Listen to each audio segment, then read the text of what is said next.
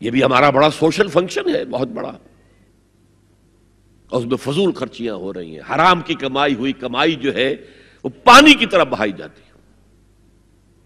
ابھی مجھے ایک صاحب نے بتایا کہ ممبئی میں 2 شادیاں ہوئی ہیں مسلمانوں میں، ایک میں 1.5 کروڑ روپیہ خرچ ہوا، ایک میں 80 لاکھ خرچ ہوا۔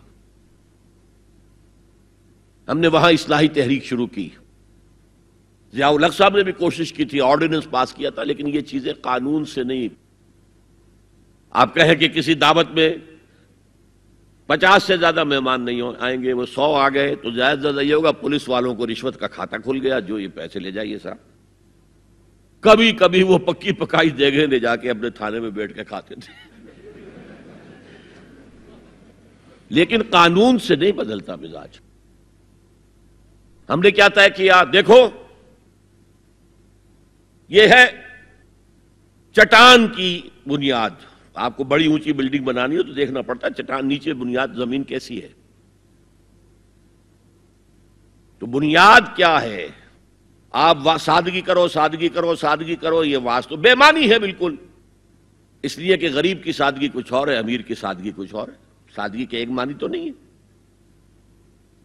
لہذا کوئی جو ہے راک فاؤنڈیشن وہ تلاش کی جائے، وہ ہم نے کی تلاش۔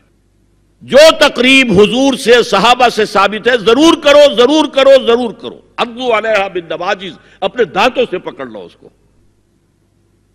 اور جو تقریب ثابت نہیں حضور سے اور صحابہ سے، یقیناً یہ کہیں باہر سے آئی ہے۔ یا تو ہمارا خاندانی پس منظر جو ہے، اکثر تو ہندوؤں سے مسلمان ہوئے، وہ سادات ہوں، صدیقی ہوں، فاروقی ہوں، عثمانی ہوں، وہی ہیں نا جو باہر سے آئے تھے، باقی تو اکثریت یہیں سے، وہ اپنا ہندوانہ پس منظر لے کر آئے۔ تو جس کا ثبوت صحابہ کے دور میں نہیں، وہ یقیناً باہر سے آئی ہوئی چیز ہے، اس میں پھر سادگی نہیں، اس میں کمی نہیں، جڑ سے کاٹو اس کو۔ اس بنیاد پر ہم نے 5 فیصلے کیے، ذرا سن لیجئے آپ بھی، اگر آپ کوئی سوشل ورک کرنا چاہیں اس کو عام کریں۔ نمبر 1، نکاح مسجد میں۔ حدیث موجود ہے، ترمذی شریف کی روایت، اعلنوا ھذا النکاح واجعلوہ فی المساجد، نکاح کا اعلان عام کیا کرو، مسجدوں میں منعقد کیا کرو۔ میں حیران ہوتا ہوں کیوں نہیں علماء کرام نے اس کی طرف توجہ دلائی۔ حدیث ہے، ہاں میں مانتا ہوں ان کا کہنا یہ ہے کہ یہ یہاں جو امر ہے کہ مسجد میں منعقد کرو، یہ امر وجوب کے لیے نہیں ہے، استحباب کے لیے، مستحب ہے یہ کہ مسجد میں۔ تو بھائی مستحب کیوں چھوڑ رہے ہو تم؟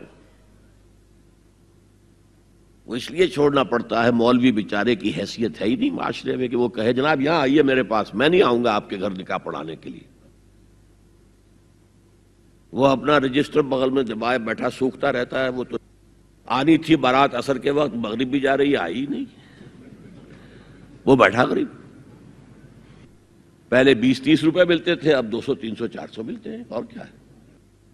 میں نے انہیں یاد دلایا دیکھو شرم کرو، عیسائیوں نے آج تک اپنے چرچ کی اور اپنے پادری کی عزت یہ رکھی ہے کہ شہزادے اور شہزادی کی شادی ہوگی وہ بھی پادری چرچ میں آئیں گے۔ شہزادے کی شادی ہو رہی ہے تو جو ان کی پارلیمنٹ کے ساتھ ہے چرچ، وہاں شادی ہوگی، وہاں پردہ نہیں ہے، لڑکا لڑکی دونوں آمنے سامنے کھڑے ہو کر قول و قرار کریں گے۔ ہمارے ہاں پردہ ہے تو اس لیے لڑکی کے گھر بھی جائیں گے تو لڑکی تو محفل میں نہیں آئے گی، لڑکی کا ایک وکیل ہوگا، وہ وکیل اجازت لے کر آئے گا، 2 اس کے گواہ ہوں گے، اس کے سامنے اجازت لی گئی، پھر وہ نکاح خواہ کو اجازت دیں گے، وہ نکاح پڑھا دیں گے۔ پہلی بات یہ ہو گئی کہ نکاح مسجد میں۔ نمبر 2، نکاح کے موقع پر کوئی دعوت طعام نہیں، کوئی ثابت نہیں۔ دعوت طعام صرف ایک ہے، وہ ولیمہ ہے، اور اس قدر معقول بات ہے، سب باپ اپنے سینوں پر ہاتھ رکھ کر سوچیں اور میری بات سنیں، کیا بیٹی کو گھر سے رخصت کرنے کا وقت جو ہے وہ خوشی کا وقت ہوتا ہے؟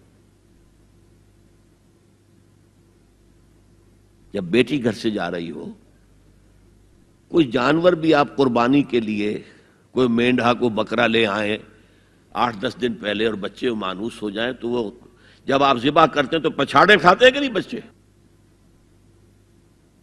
اور یہ لخت جگر ہے، نور چشم ہے، 18 20 22 برس گھر میں رہی ہے، وہ جا رہی ہے.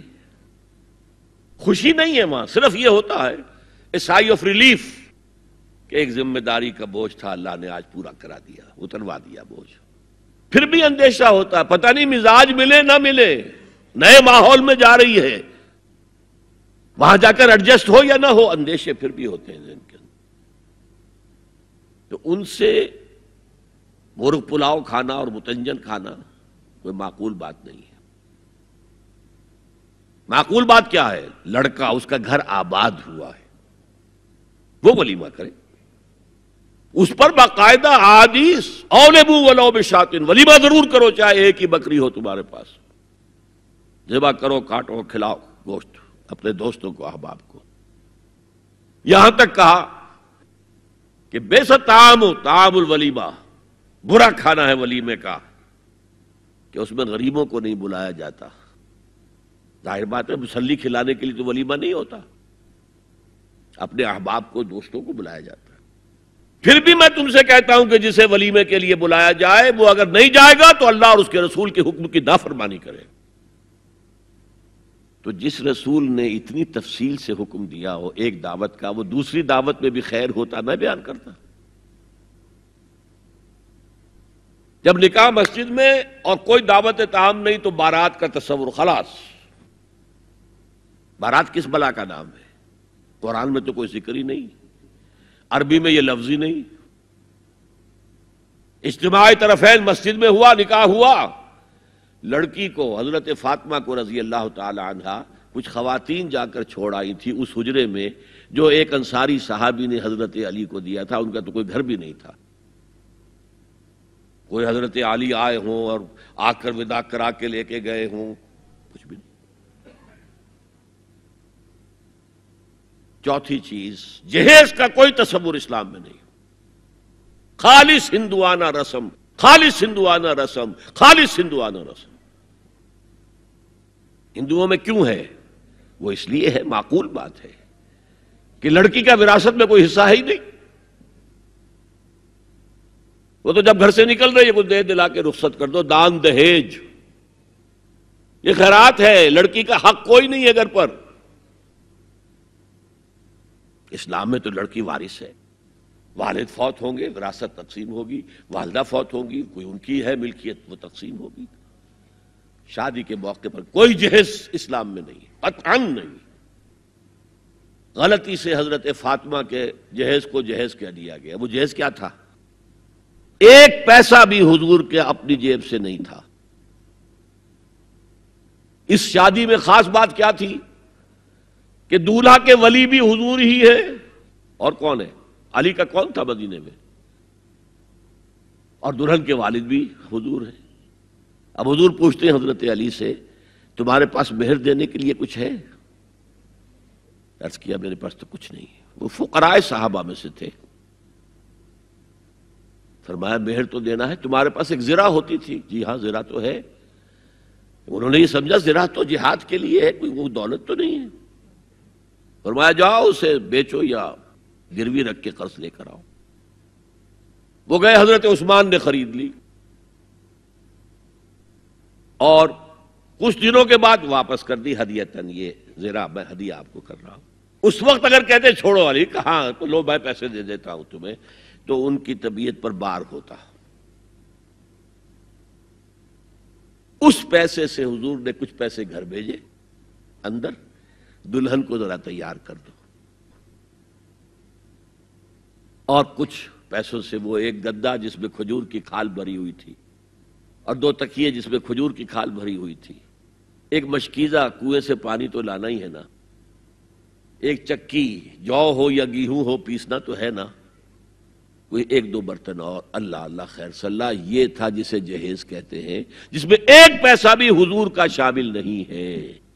وہ حضرت فاطمہ کا مہر تھا جسے بنایا گیا. ورنہ مدینے ہی میں دوسری آپ کی صاحبزادی کا نکاح حضرت عثمان سے بھی ہوا. کہیں ذکر ہے جہیز کا؟ حضرت عثمان کا گھر بھرا ہوا، ہر چیزیں موجود، وہاں تو کسی جہیز کا تذکرہ نہیں. بہرحال یہ شادی کو آسان کرو زنا کو مشکل بناؤ. یہاں شادی کے لیے 9 من تیل ہوگا تو رادھا ناچے گی، ورنہ یہ کہ بڑی ہو رہی ہے، عمر ہو رہی ہے، سب کچھ ہو رہا ہے، لیکن کچھ تقاضے تو ہے نا، آخر کچھ تو کرنا ہوتا ہے نا، آخر کچھ نہ کچھ لوگوں کو تو کھانا کھلانا ہی ہوتا ہے نا، بارات تو آخر آئے گی ہی نا، کچھ نہ کچھ تو دینا ہی ہوگا، کچھ جوڑے کپڑے، کچھ یہ. اسلام کا فلسفہ جو میں نے 4-5 باتیں آپ کو بتا، فلسفہ یہ ہے کہ لڑکی کے باپ پر 1 پیسے کا بوجھ نہیں.